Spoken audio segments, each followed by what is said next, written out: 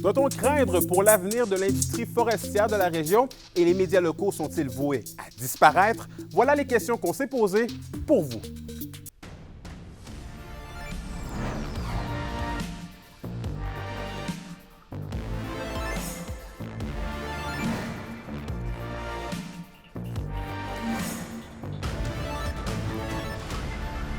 Ici Anthony Dallaire et voici vos informations. On le sait, l'industrie forestière est un enjeu important dans notre région. Plus d'une centaine d'acteurs du milieu étaient d'ailleurs réunis aujourd'hui à Amos pour trouver des solutions à la récente crise et Alexis Dumont est allé à leur rencontre. L'une des pièces maîtresses de notre économie, l'industrie forestière, est particulièrement éprouvée depuis la dernière année. C'est évidemment une grande préoccupation. Je pense notamment au Témiscamingue qui l'a vécu très difficile dans la dernière année.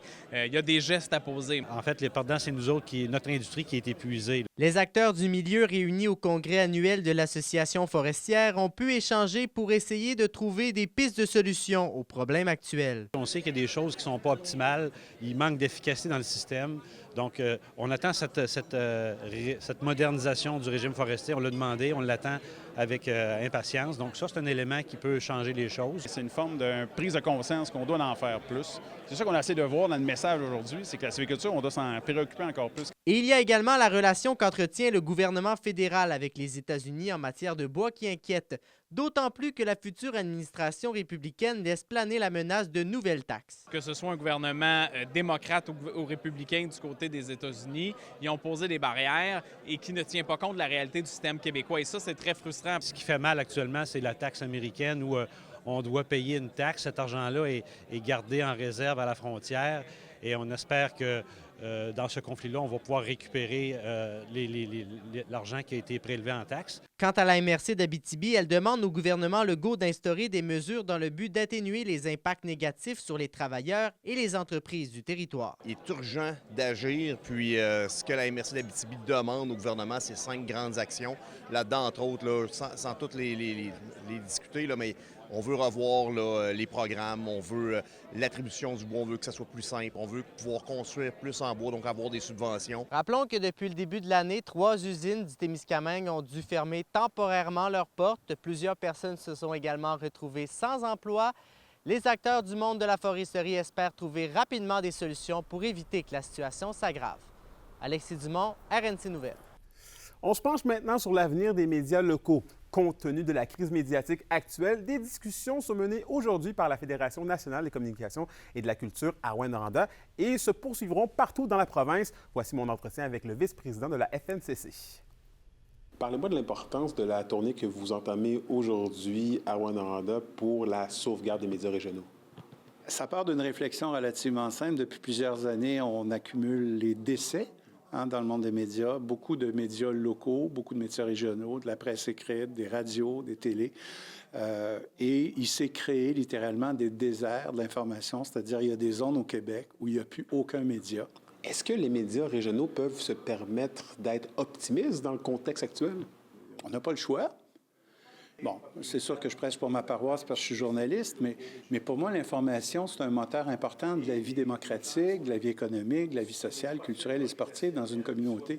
Je ne peux pas imaginer qu'on ne puisse pas trouver une façon ou de soutenir ceux qui existent encore, puis de générer, parfois, quand il y a des déserts, de générer des initiatives qui seront peut-être financées différemment, organisées différemment, mais dont le but va être toujours le même, c'est-à-dire raconter aux gens d'une communauté ce qu'ils sont, ce qu'elles sont.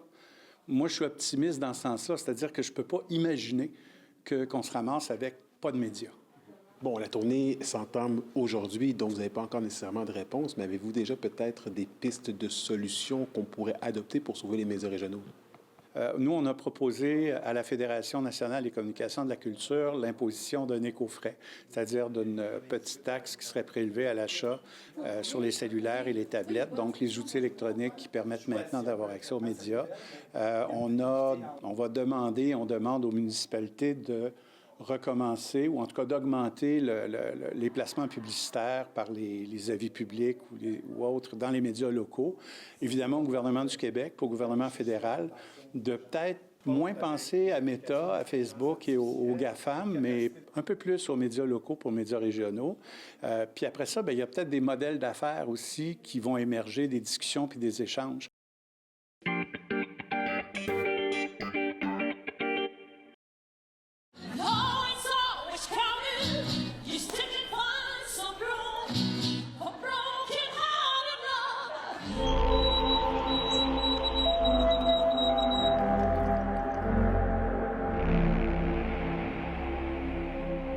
On a trop à faire pour faire semblant. On se repose quand on aura 100 ans. Je sais pas si t'entends la voix qu'on entend, qui nous dit qu'ici tout est à faire.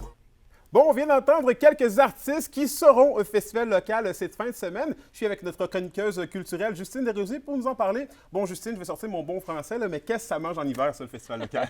Eh bien, Anthony, j'espère que tu es prêt, parce que le festival local, c'est 80 artistes de Rouyn-Noranda qui vont faire des shows en fin de semaine au Paramount à Rouyn. Alors, c'est 100% local. On parle d'un festival où les artistes viennent de la ville, le public vient de Rouyn-Noranda, mais aussi les techniciens. Alors, c'est vraiment une super belle fin de semaine qui nous attend en fin de semaine à Rouyn-Noranda. Ah, ça donne pratiquement le goût de dépoussiérer notre vieille guitare. Ah, oui. Donc, vous venez de le dire, il y a vraiment plusieurs artistes, mais qu'est-ce qu'on va entendre concrètement comme musique là-bas? Là? Il y en a vraiment pour tous les goûts. Là. Tous les genres de musique vont être présents en fin de semaine. On va avoir du pop avec des artistes comme Guillaume Laroche, Audrey Fluet, aussi du DJ avec Petit Papillon. Il va y avoir du rap avec Black Life et... Syncops qui va être là aussi, ou sinon du rock avec Nantlander et le groupe aussi Oupelay qui va être là, du métal, de l'indie, de la musique d'ambiance avec le trio acoustique Helium de Cathy Vachon qu'on connaît bien, qui a fait la voix, qui représente super bien Rouyn-Noranda. Alors c'est logique qu'elle soit là en fin de semaine au festival local. Et ça, là, mesdames et messieurs, c'est tous des artistes locaux. Alors c'est ça qui est super le fun de ce festival-là, c'est qu'on découvre des artistes, mais surtout on encourage les gens d'ici. En plus, on ne peut pas vraiment être déçu avec la panoplie d'artistes qui est là, visiblement. On peut en trouver pour tous les goûts. Ça sonne vraiment intéressant. Oui. Mettons, si je voudrais y aller là, présentement, est-ce qu'il reste des billets? Comment ça marche présentement? Il reste des billets. C'est sûr que la prévente est passée. Alors, les coûts ont un petit peu augmenté, mais je vous le dis, c'est vraiment pas dispendieux. Pour un festival de 4 jours, quand même, vous en avez pour votre argent. Vous pouvez acheter le passeport qui est à 55 $, mais sinon, il y a la possibilité d'acheter des billets directement à la porte à chaque spectacle. Alors, vous pouvez arriver au spectacle de 5 à 7, ça va vous coûter 10 $ pour y assister. Ou sinon, le spectacle de 20 h va être à 20 $ et comme je vous l'ai mentionné, 55 $ pour toute la fin de semaine. Alors, c'est une belle occasion, c'est pas cher, puis vous encouragez des artistes locaux. Sérieusement, on peut rien demander de mieux, là. Est-ce qu'on risque de vous y voir, Justine? Ah, je vais peut-être aller faire un petit tour. Ça sonne assez tentant. OK, bien parfait. Bien, j'espère en effet que vous vous croisez là-bas. Évidemment, on vous invite à y aller, évidemment, à ce magnifique festival. Merci beaucoup, Justine, d'avoir merci à toi, prêté au Anthony. jeu. On se retrouve vendredi prochain. Oui, oui. Merci beaucoup. À la métro de l'Abitibi-Témiscamingue pour ce soir et cette nuit, c'est des nuages avec quelques averses de neige sur tous les secteurs. On parle de minimum de moins 5 et moins 6 degrés Celsius. Pour la journée de demain, c'est du soleil. Donc, pour ceux qui voudront aller au festival local, eh bien, la température est idéale par endroit.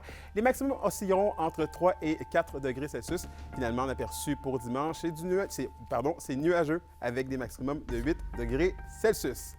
Et voilà, c'était vos informations régionales. Nous, on se dit à lundi pour la suite des choses. D'ici là, prenez soin de vous. Bon week-end.